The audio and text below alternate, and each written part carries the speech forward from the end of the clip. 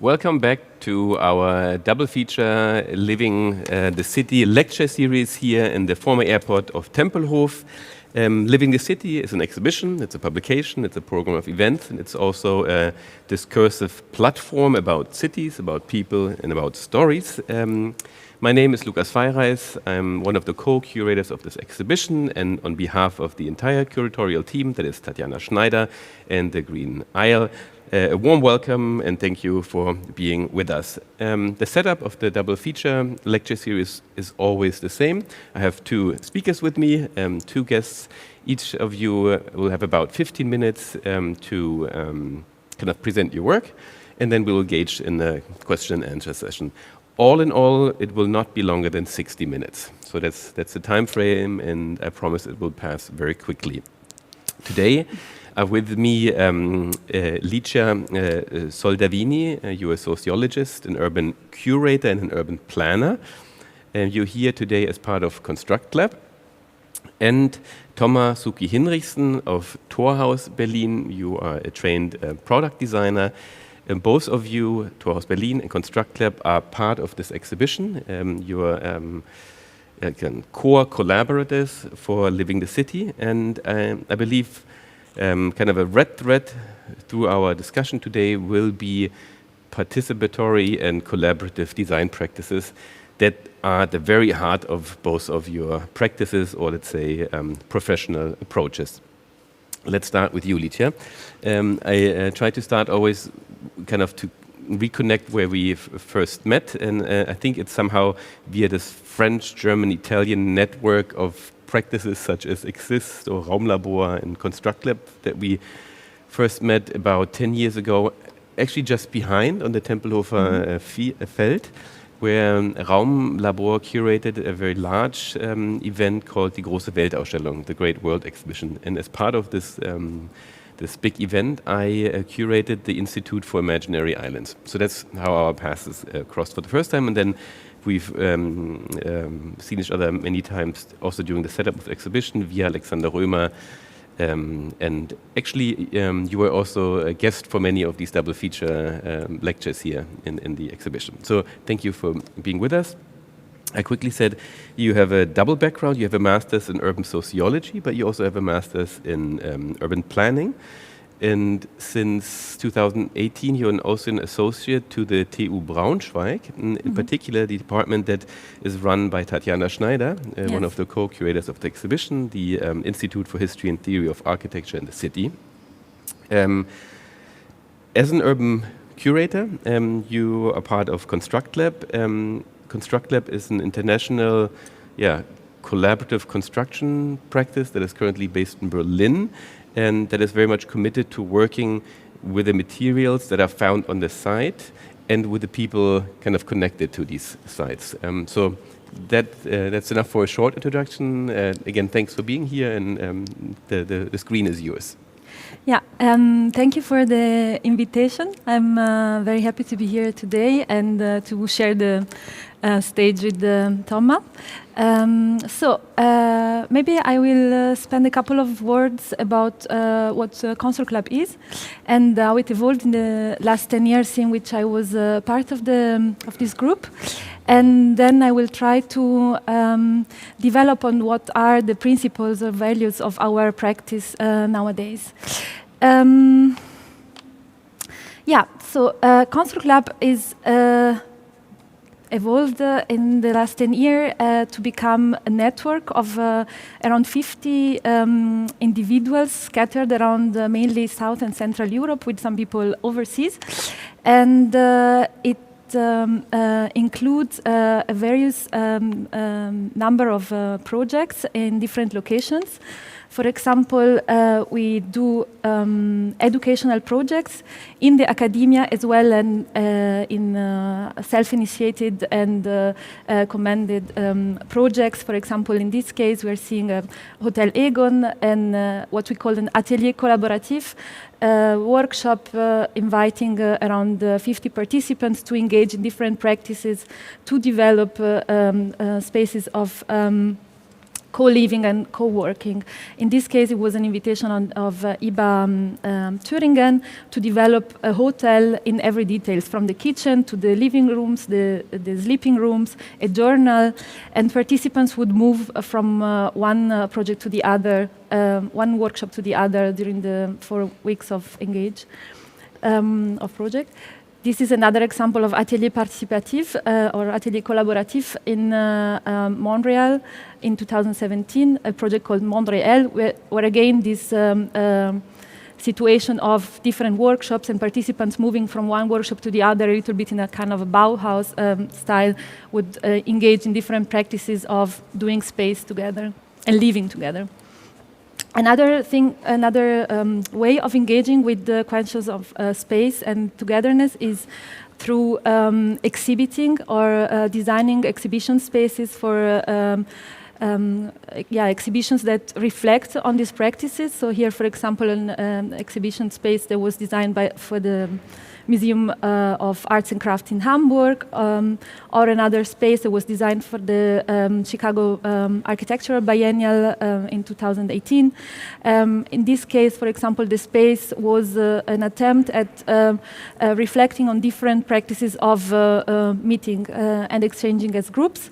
And another part of our work, which is a bit more recent, is the idea of publishing, which I think it's a part of the fact that we are trying to archive our work and to kind of put on paper our ideas and our way of working. The biggest and more exciting part of our work, and which sees a bigger participation of members of Constructlab, is nonetheless the co-creation of common spaces for living and working together, and the activation of these spaces with the local communities, responding to the needs of these communities. So here is an example of an inner space. It's an abandoned beer factory, beer brewery in Fribourg, in Switzerland, where we developed what we called unlearning space, so different infrastructures to let different organizations appropriate this space and experiment different ways of being and working together.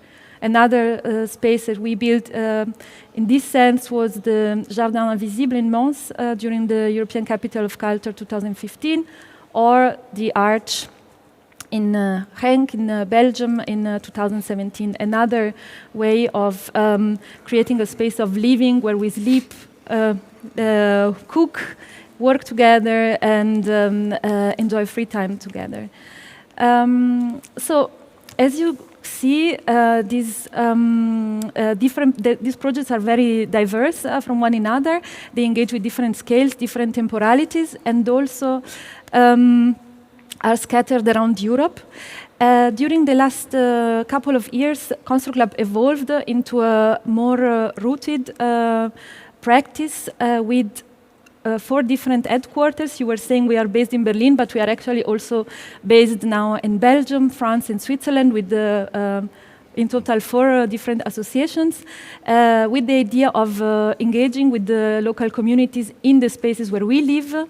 The idea also to try and intercept local funding possibilities and local partners, and also maybe to settle down as we are also growing older. So how to keep together all these scattered projects and plans? My idea, maybe the concept that I want to propose for today to reflect on this idea is the idea of thinking of the projects and people scattered around Europe as patches, as parts of a sort of patchwork of projects and the collaborations. So patches in English means on one side morphological patterns. So I would like to think of projects as ways of engaging with the local territories, local agents, humans and non-humans, local materials, as you were mentioning, regulations, restrictions. So this kind of morphology becomes what makes a project, or, as I'm proposing now, a patch of a landscape. But at the same time, I think it is interesting to think of patches as these little pieces of fabric that we use to repair damaged textiles or damaged territories, if you follow my metaphor, and the principle that guide our action in Constructlab, I think, is the thread that keeps together all these patches. That is why I propose to consider Constructlab not as a network anymore, but more as a patchwork. I had listed here some principles that I think are part of the thread that is keeping all these projects together.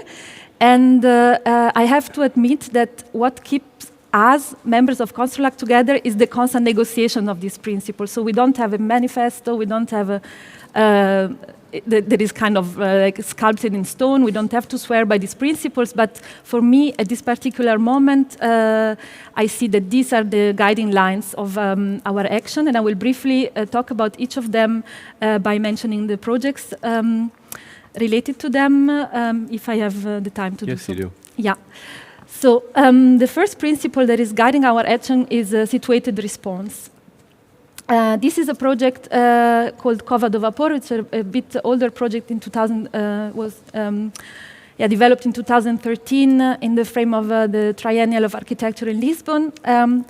But it's actually a self-initiated project at the beginning. And this project was an attempt for us to develop an infrastructure on this beach in front of Lisbon, where we knew that we would like to spend time together. And what happened is that we imagined for ourselves, or we dreamt from Germany to go there, build a surf school and a sauna, to be able to then jump directly in the ocean. But what happened is that we arrived and the situation was a completely different one. And through the months of engagement in this area, we lived there for 6 months at least, we developed a different, completely different elements responding to what the community was asking us, what was available there, the stories that we collected, so that our surf house became a library, a kitchen, a skate ramp, a bike repairing shop, a pizza oven, and you name it. We did anything that we could do together with the local community. So I think that this is very important. Every project of Constructlab is not planned in advance, but reacts or respond to a situation that is there, and it's sometimes very difficult to sell this to clients or people that invite us, that we are not coming with a prepared recipe. We don't do a project from afar, but we come and then we develop a project together with the actors on site in this patch of land. A second principle that I want to talk about is the idea of considering territories outside of the binaries that are used to describe them. So not considering territories as marginal or central, peripheral or central, but trying to come out of these binaries and consider that sometimes my centrality is your marginality or the other way around. But this doesn't mean that we don't consider the accessibility of marginal areas. That is why, for example, with this project, WOW, we developed a tool to reach rural areas, for example, in this case in Italy, in order to develop projects together with these communities. These are other pictures of WOW. Third element is the idea of telling stories, introducing, I call it here, non-hegemonic perspectives while telling stories, so not telling the main story of city development and urban planning and architecture, but imagining telling stories from other perspectives. So here is the project Fribourg-sur-Mer, in which we try to revive the very narrow and very low water river in Saran in Fribourg, while by telling the story of a new carpentry, marine carpentry, and building boats together with the participants. This is a kiosk that we see here, and I chose this project to talk about the idea of time as a non-linear process. The kiosk is here and it's called the messy kiosk, but in our mind in Constructlab it's called also the Bau kiosk, because we know that it has his life here, but he has a new life to come at Dragona Real, not far from here, when the exhibition is done. And this is the idea of considering temporality as a linear process in the sense that a short-term project could be could have a very long-lasting effect, and the long-term project could have a very short effect if we are not able to prepare our exit, or if there is no will or no energies to keep on with the project. Second last point is the idea of material agency. So considering that sometimes the material decide what the project is going to be, and the material tells the story, and the material decides also what the form is going to be. So this project that I was already mentioning, Cova do Vapor, in Casa do Vapor in Cova in 2013, was actually the fruit of a donation of wood that we previously used the year before in the north of Portugal to build another infrastructure for another European capital of culture. And this wood was recycled here. It was possible to recycle it because this idea of the material agency already informed the planning, so that the beams that we use were kept as long as possible in order to facilitate for further construction. And actually, it also happened that another project that is here was made exactly with this wood. This is the Cozinha Comunitária Terras da Costa. It was already presented by Tiago Mota Saraiva, where we were also involved. And if you see on the higher picture, on the picture on the top right, there is some wood that is a bit darker in the kitchen, and this wood was actually used as from the dismantling of Cova do Vapor. But this last point that I want to mention here, and with this I'm finished, is going back to my metaphor of the patchwork, is to consider our design practice as an act of repairing territories. So you were mentioning participation and collaboration. It's exactly the same thing, I think, but I'd like to tell this story of our practice as going into territories that are damaged or forgotten or invisible, and through our action of our presence, our bodily presence, and the weaving of relations to past and futures of these areas, people living there, different stories, materials, objects, we kind of reconnect these fabrics or these damaged areas into the urban fabric. And I propose to consider this also maybe as a way we work, but also as a possible way cities are made. Thank you. Thank you so much, Licia. Fantastic presentation, and interesting enough, a lot of overlaps to what we try to achieve here with the exhibition. And the last discussion that I had here with the double feature, we talked about like textile works, and you pick up this textile metaphor with the urban fabric, and also with the idea of the patchwork, which comes very close to home for us. Not only that I'm personally very driven by this idea of collage, patchwork, or assemblage, also as a system of knowledge production, but it has been a guiding principle for this exhibition. We used really the collage as the means to talk about the city, and you mentioned the collective stories. So we are trying in Living the City to kind of retell or give voices to these collective stories in a form of spatial and epistemological collage, basically. No? So there's already a lot of overlaps and bring very, very close. An aspect that I would like to look at when seeing these presentations, I realized that they're not only about collaboration, participation, but they're really about education. They are always about learning, spaces of learning. And you said, as well, both in academia as well as not.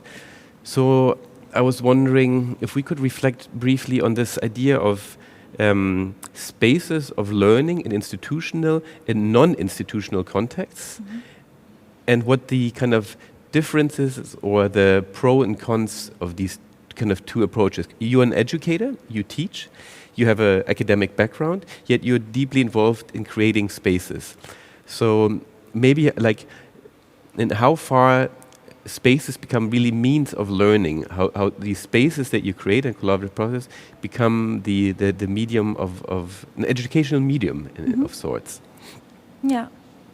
I think that the process of learning that is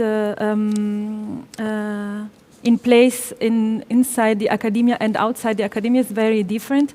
But I have the feeling that I have one feet in one side and one feet on the other, and that through this double presence, some elements, of course, get mixed. And if I have to think about the differences of the different possibilities that both of them open, I think in a way that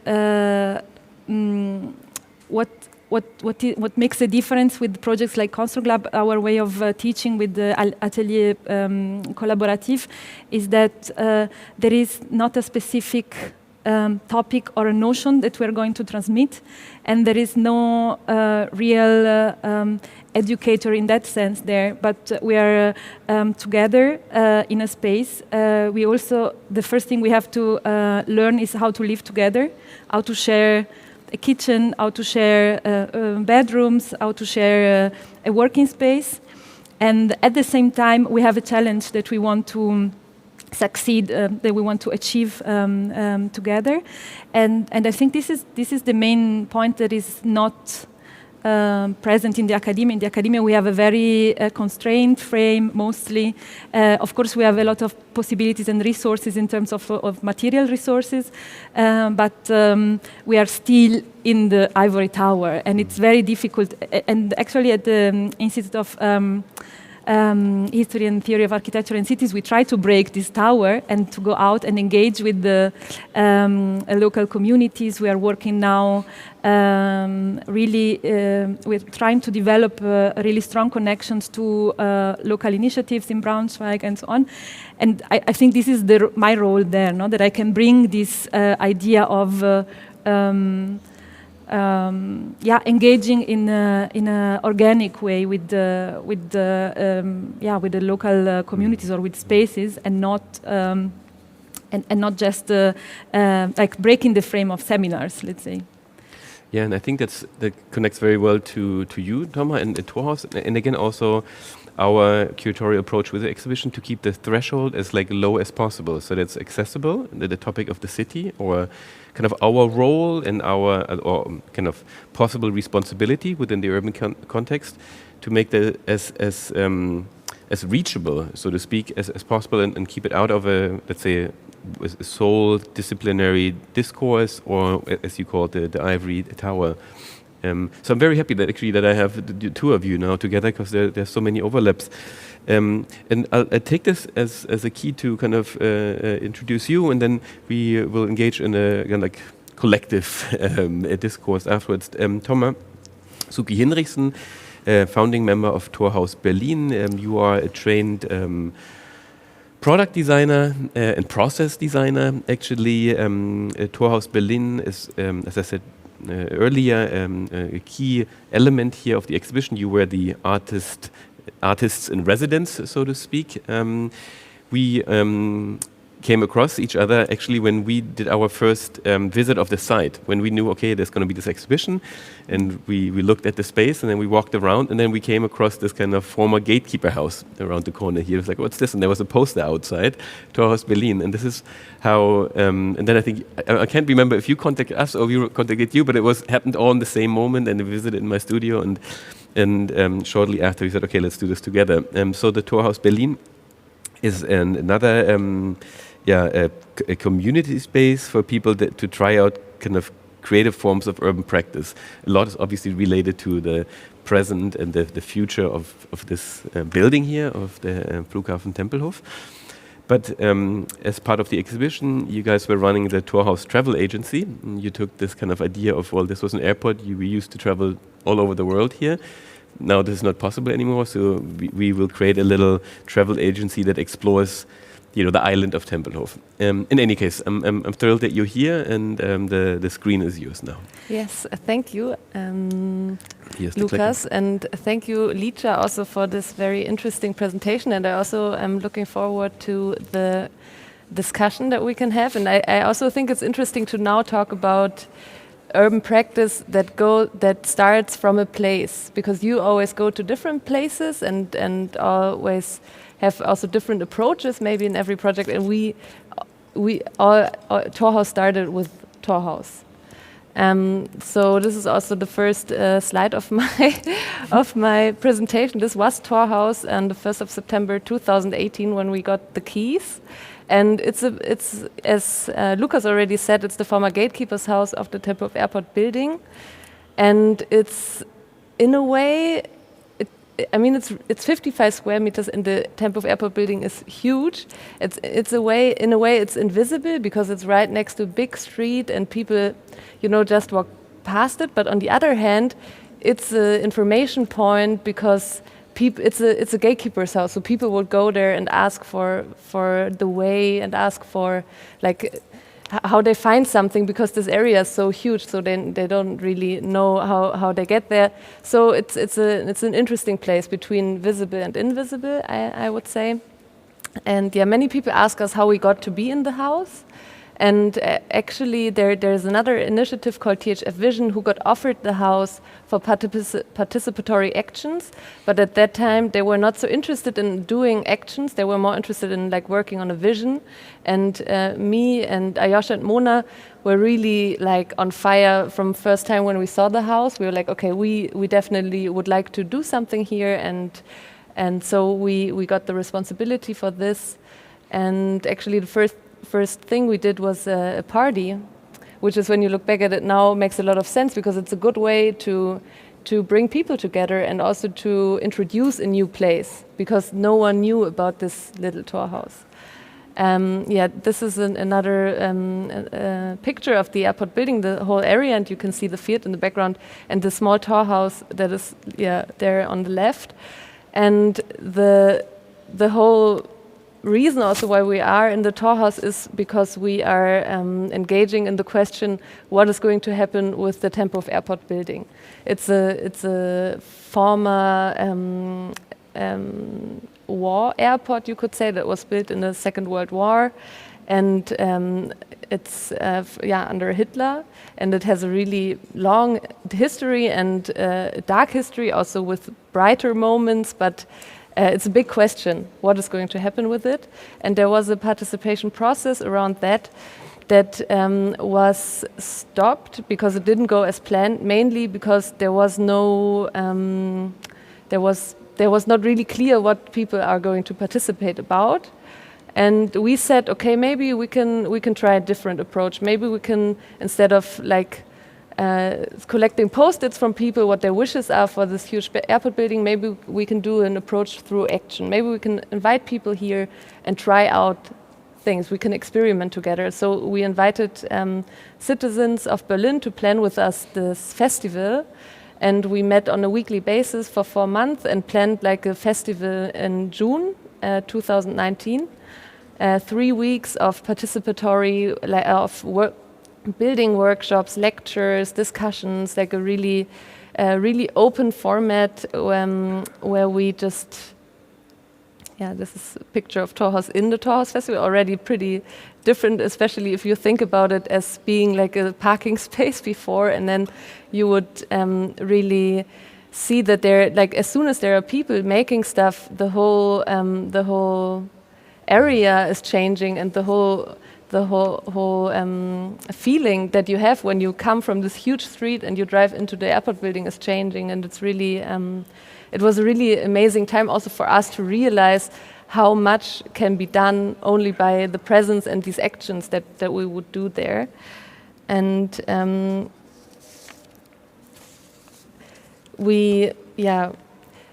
I think we had really in the beginning we thought maybe there will be a lot of people coming, because also the airport building is so big and everything that is happening in the airport building is super huge.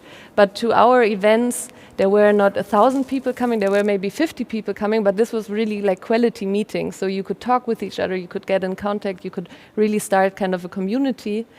And also another thing that started during this time was the radio station, because we also still, even though we only had the small house, we wanted to reach more people, and we wanted to amplify our needs and our words, but in a quality way. I don't know, I'm just using this quality thing just to say that we really wanted to get a deep connection kind of with each other.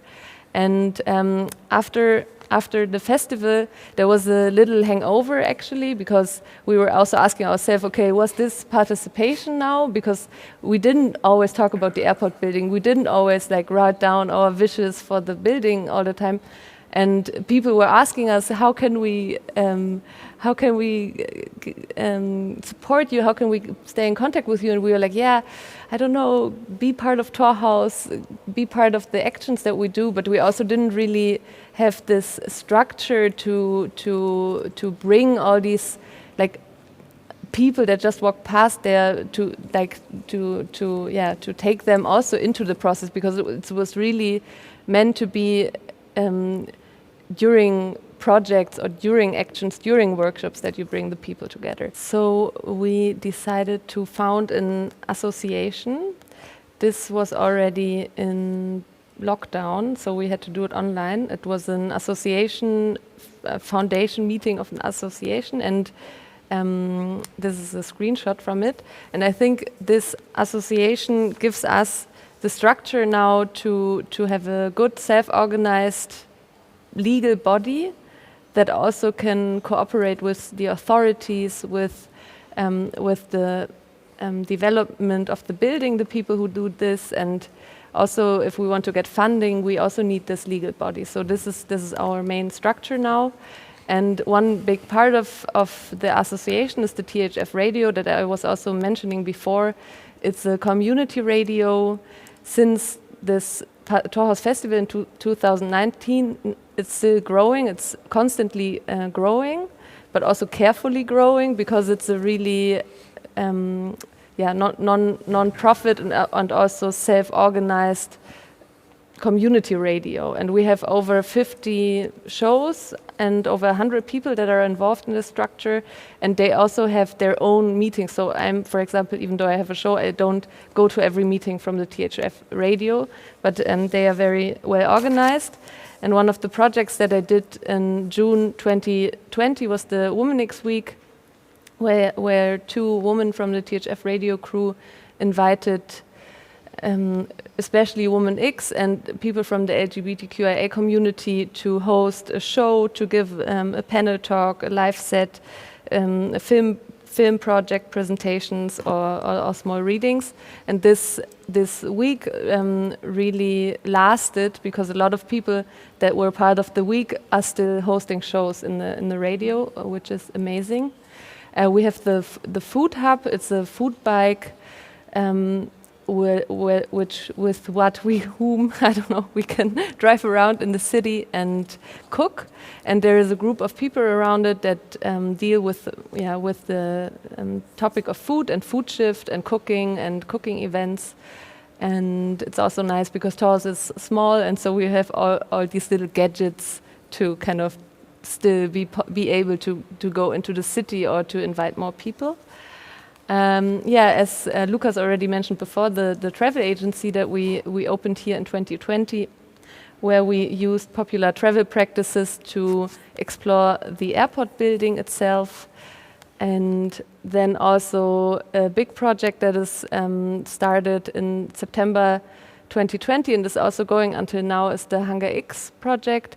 It started with a speculative open call. What if we would have one of the hangars in the Tempelhof Airport building, these 5,000 square meters, for community use, for commoning, maybe you could say it. And 50 people wrote us really interesting entries to this open call, and we invited them for workshops where we built this inflatable structure in one of the hangars, and we used it as our collective brain. This was a cooperation also with the Popticum collective who are building these structures, and we were working on these ideas. And since then there's also a group evolved out of this, the Hangar X working group, who are now working further on the idea and applying for funding, and they also have their own little self-organization, a bubble. So kind of the Torhaus is the main bubble, and then we have all these small groups inside that organize themselves. And I think that's that was it from me for now. We understand community development as getting to know each other, being inspired by and supporting one another, and we want to foster crossover projects and encourage working and growing together. And the participation comes hand in hand with mutual responsibilities and personal accountability. And yeah, every member of Torhaus Berlin e.V. takes responsibility for the shared space, and we aim for organic and sustainable growth in order to maintain our values and to remain a space for community practice. Thank you so much, Tomma. Yeah, community practice, huh? Maybe that's the key word for both of your presentation. And in a way, also with Living the City, we try to illustrate very proactive and solitary processes of like the collective shaping of our cities. I guess both of you are prime examples of this. I mean, you've been engaged in this topic for such a long time, both in an academic level and in the practical level. You too, again, one common denominator is the usage of space as a means, as a tool, no? As a space building and a space construction, as a means of actually bringing people together. You mentioned as soon as you guys started working outside the thing, the former gatekeeper's house, people came, said, what are you doing? I think the same principle how most of the project by Constructlab work. You create a momentum by just showing up. No, it's really about showing up, being there, being present, and then people get drawn to it. So there's this almost pragmatic usage of also the event character of your projects. No, and that's nothing superficial at all. But it's actually the event is what brings people together, and this kind of plays with the whole idea that the city comes from citizen, and it's about citizenship. Yeah. What do you guys think? Can you? Yeah. I don't even know if it's the event. It's really like the bodily presence sometimes that makes it possible for territories that are a bit forgotten or objects like the Torhaus that are forgotten or that are out of the kind of view of passers-by, citizens, and so on, to be reconnected in the urban fabric. So I don't know if it works for you, Tomma, but for me, in my experience, it's sometimes also the simple fact of being in a space and doing a very simple action like cleaning or arranging plants or cooking that attracts their attention, and I think that this is part of what I was trying to speak about in the terms of storytelling. So the fact of being in a space and inhabiting it makes it visible again for others, and makes this inhabitation or cohabitation possible also in the minds of others. So I think this is, and of course, I mean, everybody wants to take part in events, especially now, imagine. So this is also the tools for attracting, but I think the bodily presence is it's in its minimal form is the key. Yeah. The bodily practice, and also in a way material presence, bodily presence, but also material presence in a way that we, for example, realized in the moment that we were building chairs and benches and just put them on the grass in front of Torhaus, people would sit there. It's so easy. Like before, no one would think about sitting there, but then in the moment that you put a bench there, people are like, let's sit here.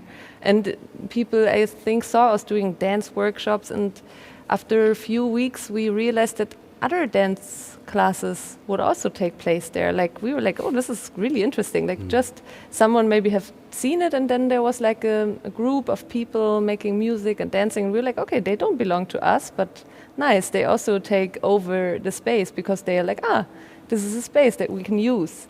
You needed to, I think, to show this somehow by bodily presence and also by maybe some material presence. And now I'm following your kind of patchwork metaphor.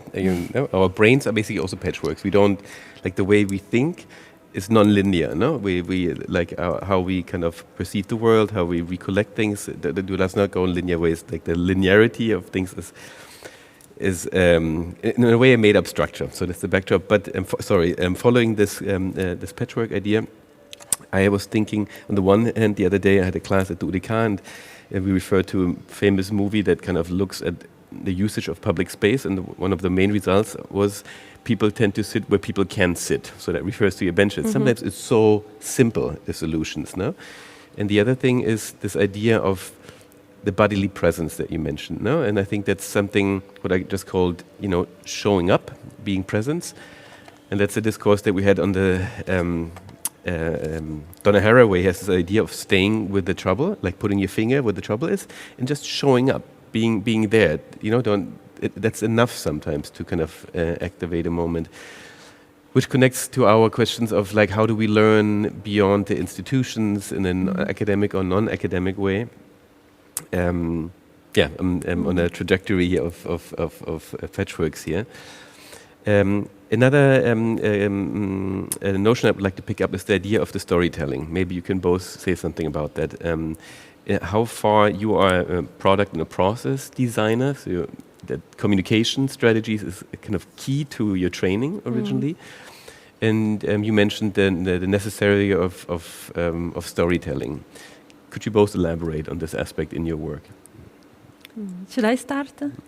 I really like, again, this metaphor of the patchwork in this sense, because if you look at certain stories about patchwork and other techniques of weaving or stitching, they are practices that were cultivated mainly by women, and where the production was accompanied by storytelling, exchanging about what was going on in their life, but also sometimes the storytelling would end up being a part of the final result. So I really think that it's an element that I cannot really describe in terms of techniques or processes, because it's really it's cultivated and it's acquired through experience, but it's something that for me happens in the projects in a very instinctive way. So we collect elements of of a site.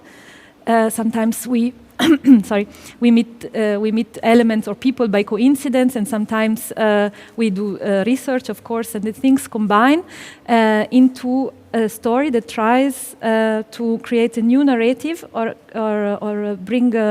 revive a narrative that was existing and went lost, or also sometimes create sort of new mythologies and rituals for a newly formed group to keep together in a way. So I think that this is it comes in many of the projects. Actually, any project have a story behind, and these stories all comply to these different functions. But I think they are really relevant in order for people to appropriate projects and to find an entry. Yeah, I would also agree. For me, it's really important to have a narrative behind projects, because this is also how my brain works, to get into it and to get creative. And I think for Torhaus, there are many, maybe also because it's a very loose collective and it's a self-organized structure that is meant for people to take it on themselves and to make their own projects. So I think there are a lot of different approaches and a lot of different stories, which is also okay. But I would say that for me, my favorite story is the one from the Torhaus as the gatekeeper's house, the former gatekeeper's house, which I find really, really beautiful, that we are now still sitting in that house, and we are kind of the future gatekeepers or something who have a completely different approach to keys, to giving access to a place. Instead of holding down the barriers, we open the barriers and we invite people to get to know the space. And I think this is it's a nice entrance image for also for the airport building and how it's going to be developed in the future. Yeah. And if I can complete what Tomma was saying, I think that there is also another aspect to producing a new narrations on a specific territory or a space, is that it allows to counter dominant narrations, to give voice to others, humans or non-humans that are not in the main story.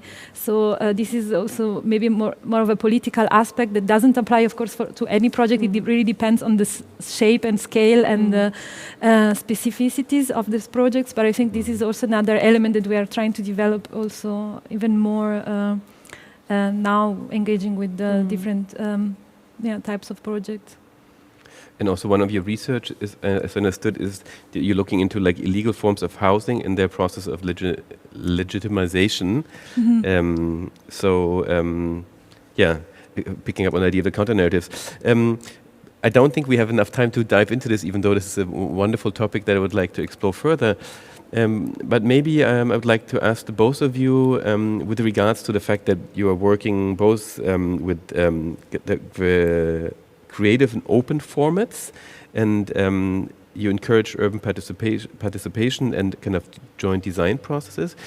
But what are really, for you, it's many years now, for you too, what are your biggest learning? Because it's a double-edged sword, no? The participation projects, they can go really well and they can go really wrong, because they're, first of all, they're open-ended in one way or another, and you do not start with a clear kind of idea of a result. So could you be like very honest and share your biggest learnings? Should I start? You can start, yeah. So, of course, all of the projects that we've seen in the presentation and that are on, in our portfolio are not just very successful participatory projects. There are ups and downs in this process, and then as I was mentioning in the presentation, there is a certain responsibility that we take over the projects, and we have or not sometimes the capacity to develop a successful participatory process. But what I want to say really is that what I learned is that participation as a legitimacy for doing a project together with certain local actors or local communities is not enough. Like, it's not that you call a project participatory and you invite people that makes it a participatory project. What I really think it's working better than this term participation is the idea of cohabitation or co-production, in a sense that it functions first for us as a team. So sometimes there is a team that is designing and the others are coming and building. But this is not really functioning. For me, it functions when we all together take part in some form with our capacities, times and resources into the project. And then from that point on, we can open up to certain communities that want to interact with our project. But I think what is important as an element for a successful participation is that there is a certain emancipatory energy that develops through this engagement. There is not a demand from us, the participation, but it's a will to interact. And with this will to interact, I can work.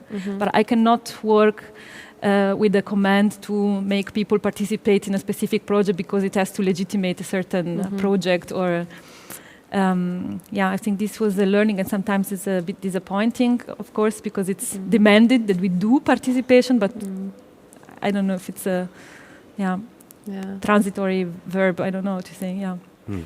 I think that if you look at like the theory of participation and this ladder of participation, then the highest staircase is, or the highest stair is self-organization. And I think at self-organization we're pretty good at Torhaus, so we really have these self-organized structures, and there are all these little groups and communities who organize themselves and who make projects. But this going out again to invite more people to it, and also then to see, okay, where do we draw a line here? Who are the people who organize something, and who are we inviting to an event, or what is the goal itself of these projects? And I think this also draws a lot of discussion, and sometimes it's not so easy to maneuver the way through these questions. I think but in general, I would say that all learnings that come from self-organized and co-creative processes will feed the knowledge to how we can actually live in a co-created city. So we are still experimenting and figuring it out, I guess.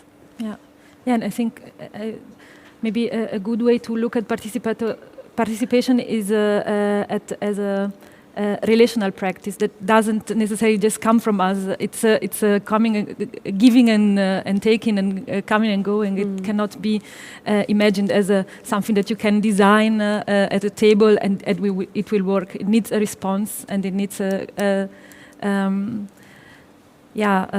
co-adaptation in a way. Yeah. Mm-hmm. Yeah, thank you to both of you. I think you kind of summed up not only your practices in very elaborate ways, but also very much the core philosophy of this exhibition that we are having here, that kind of this relationship between the built environment and the citizens in it, between the civil society and between politics, the kind of the strengthening of counter-narratives, as you mentioned. There's a few beautiful terms that you mentioned before, the emancipatory energy that's within the city and of also self-organization. I think this is a key interest here, is to really inspire self-organization and inspire taking things into your own hands. So that said, thanks again for being with us. Thanks again for being part of this exhibition and making this what it is. I would like to thank you, and I would like to thank the audience for being with us here again for the Living the City double feature. And I'm also looking forward to welcome you back next week with our follow-up speakers. I wish you all the best. Stay safe and take care.